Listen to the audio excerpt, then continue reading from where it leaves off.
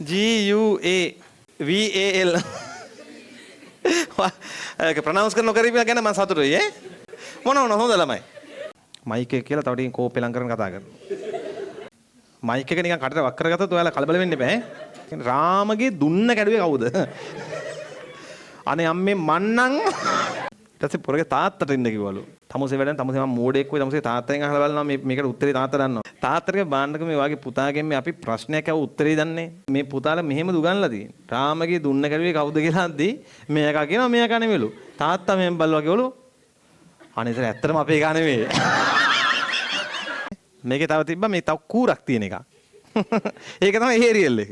මේක කතා කරගෙන ඉන්නකොට ටික වෙලාවක් සද්ද නැති වෙනවා. මේ කූර වැටිලා. ළමයි ඉස්සරහාම පෙළී ඉන්න අය මෙහෙම පෙන්නනවත් එක සමහරවල්. අපේ පැත්තේ ළමයි බල්ලන්ට ගැහුවම තොම තමයි.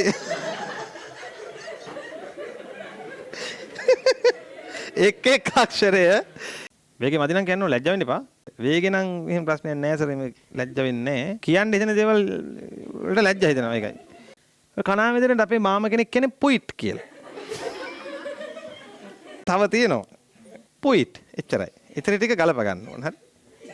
ළමයි හෝ ගාලා හොයනවා. ඒ හේතුවෙන් ශාකයේ ආලෝකය නිකුත් කරයි. දුම්කොළ ගස් වලටත් ඒ නම දැම්මේ.